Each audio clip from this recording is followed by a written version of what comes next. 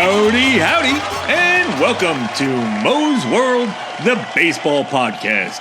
Yep, another baseball podcast. And we're here to talk about baseball like a few friends sitting at the bar. Awesome. We welcome your input to help us improve and make us grow. We're excited to bring you our latest episode. If you enjoy the podcast, spread the word to your friends. In episode 32, season 2, today we're going to talk about still a chance to get into the playoffs. It's been kind of a weird season this year. If you try to remember all the hype back in March about could the Dodgers win over 116 games, or could the Braves have another shot at the World Series? What about Elly De La Cruz? Is he going to be an MVP candidate? Well, as far as teams and their positions, we've stated it all season long, and every week it's a confirmation. This is the year of the imploding bullpens. So they've dissected everything about this year as far as the starting pitchers, basically being shit now, and nobody goes past 4 or 5 innings. I mean, how it used to be rare for a starting pitcher to be pulled at 4 1/3 innings, and now, they're throwing 100 pitches in 4 1/3 innings. I don't understand it. It's crazy as shit. It's crap baseball is what it is. It looks like fucking Little League to me. So that's what this year is. There's no doubt about that. And it's affected all teams this season. And the team that survives the 162-game season and enters the playoffs with the hot starting pitching will be the World Series winner. There is no friggin' doubt in my mind. So, as we enter the final full month of the season, who's really in it? Well, let's look at the American League first. It looks like it will go down to 3 teams for the Eastern Division: the Blue Jays, the Red Sox, and the Yankees. Now, come on, let's be honest. None of these teams are really World Series contenders, so it doesn't really matter where they end up in the playoffs. All are consistent, and all can be great or bad. So, they don't impress me. Now, the Tigers in the Central, they've been pretty awesome all year. I love the attitude of this club, and it's all A.J. Hinch. He's guiding the Tigers into a pivotal role during these playoffs. And not as a contender, but the team to beat. I still hope the Royals can get their act together in producing some wins down the road to get into the playoffs as a wild card. Why? Because this team is just, I think it's fun to watch. And we need a Bobby Witt Jr. in the playoffs. Currently, they sit around 3 games behind the last wild card spot. But, as I've said, the Red Sox, Yankees, and Mariners currently control the 3 wildcard spots in the American League. And all 3 of these teams basically stink. They are sink or swim teams, and I have no confidence in any of them running away from anyone in the last month. Over in the West, 50 friggin' home runs from Cal Raleigh? Are you kidding me? This is a Roger Maris kind of year. He's come from nowhere to hit 50-plus home runs. I'd also say he's the MVP. The Mariners, though, they suck. The Astros start cooling off a little bit, and the Mariners act like they don't want to take over first place. They seem to lose at the same time, and you got to wonder if the Astros are thinking, Mariners aren't going to catch us. And I'm going to agree. Something about the Mariners just says nope. Last year was their hitting. This year it's their inconsistent pitching and wasting good hitting. It's always something with them. Is it a structural thing? Why do they keep fucking up? I don't know. Now, just looking at what teams may still have a chance as wild card, I think this is more of the excitement part. I guess you could say there's about 7 games out and you may have a chance, right? Well, that's might be generous, but that would be between the Red Sox, the Yankees, the Mariners, Royals, Rangers, and Guardians. Those are the teams that stand a chance still.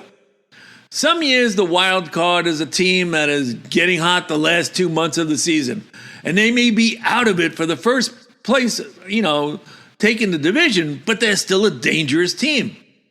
I just don't get that feeling this year from any of the teams running for wild card. And it's all for the same friggin' reason. Everybody has an imploding bullpen.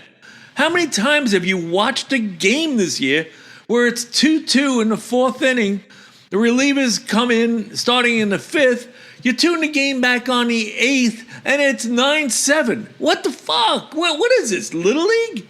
Does anybody know how to pitch anymore? So I don't get the feeling this year with any of the teams running for the wild card.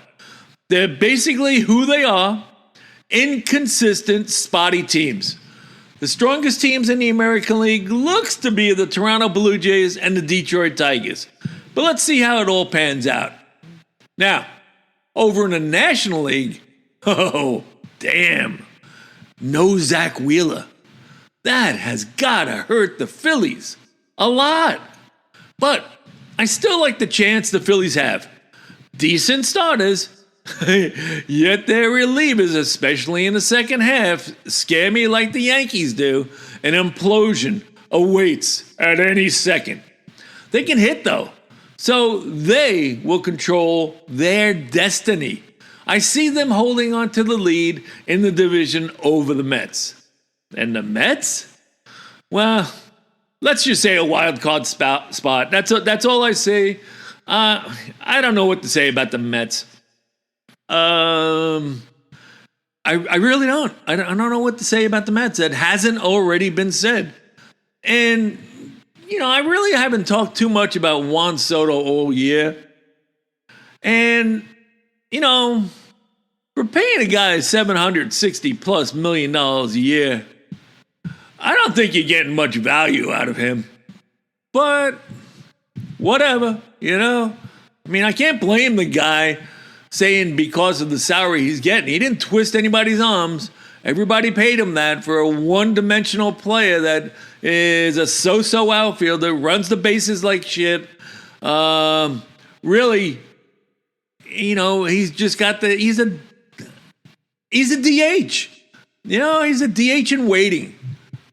But that's another story. Now, the Milwaukee Brewers. Now, you know it. You know this. They are led by the ghost of Bob Uecker. Hell yeah. Could this be their year? Well, I'm rooting for him. And, and by the way, here's a plug. You guys, go back and listen to Season 2, Episode 9, The Uecker Line. All right? I need baseball fans to replace the Mendoza line with the Uecker line. Why? It's a great episode. Just do it, all righty?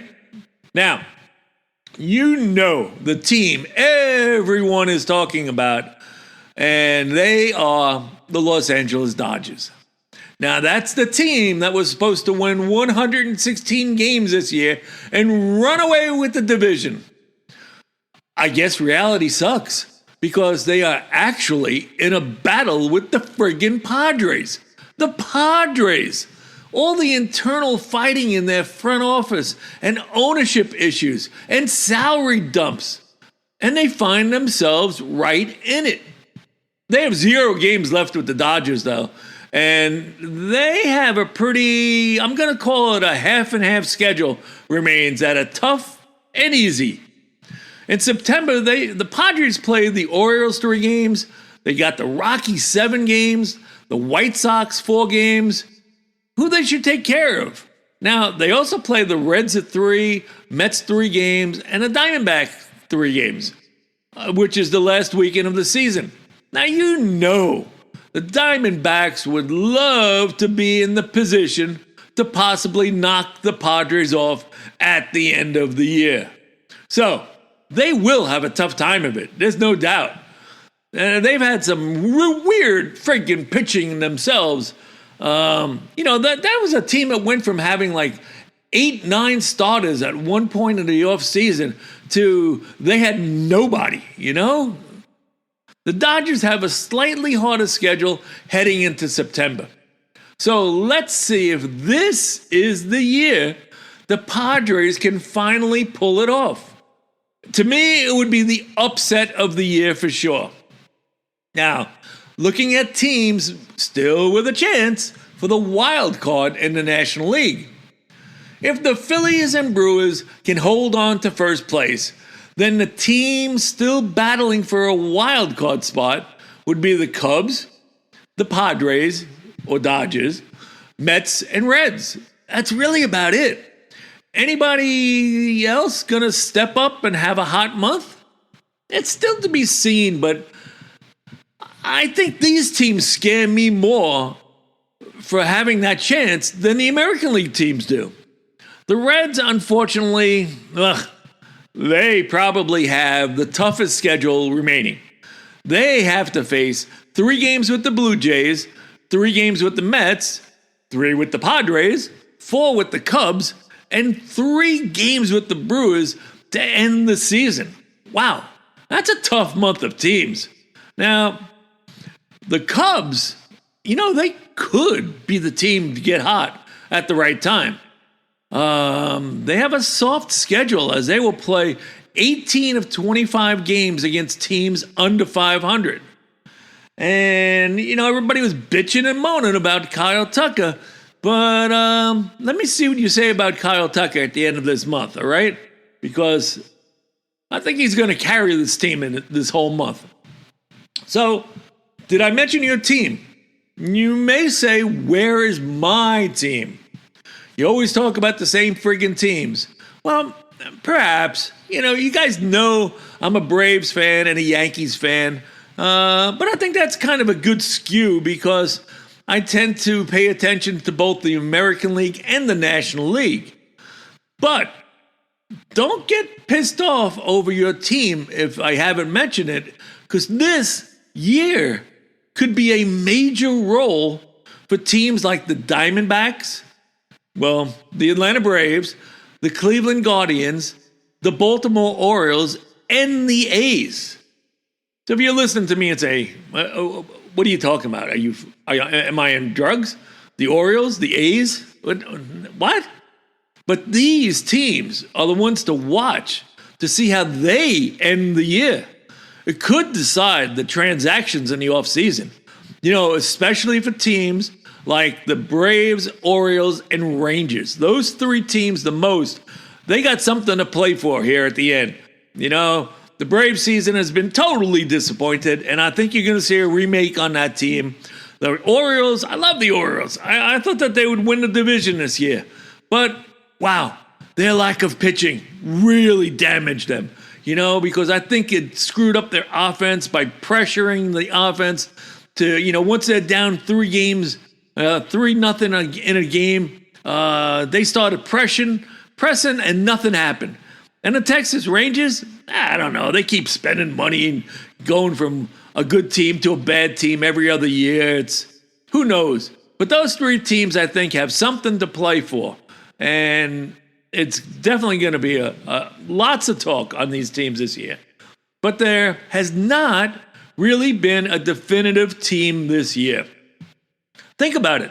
One that stands out as a leader for the eventual World Series winner. That leading candidate. Is that a good thing or a bad thing? I don't know. I've noticed many teams being inconsistent, lacking fundamentals, and basically just shitty play. Why? Could it possibly be the fact that so many minor league prospects are now learning in the majors? They get promoted as a work in progress. or at a young age where they just don't have the overall baseball experience. How many Major League Baseball managers are the nurturing kind? Quite honestly, at the Major League Baseball level, why do they have to coddle players? They're making more than ever before. So is it too much to ask to learn your craft, show some dedication to the game when you walk through the clubhouse doors? Personally, I don't believe in coddling. And when I say coddling, I think immediately of the New York Yankees relationship with Anthony Volpe. Yeah, I know, it's been something in the news. Everybody's hopping on Volpe. But, Aaron Boone does coddle him.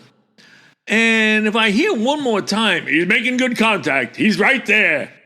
At this point of the season, Volpe should just be brought into Boone's office and straightforward, Anthony, we've stuck by you and hope you find your stroke. You've been struggling at the plate, and now you're struggling in the field as well. We're going to sit you down. Jose Caballero will be the new starting shortstop for the remainder of the season.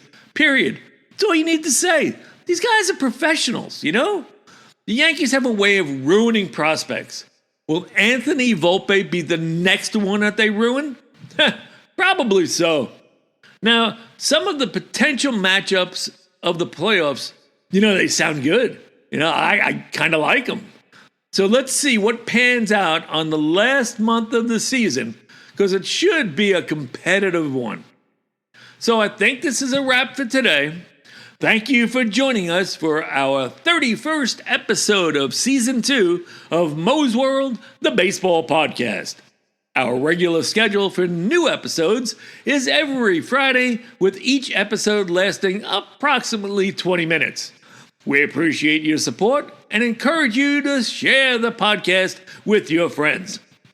Our next episode will be released on Friday, September 5th.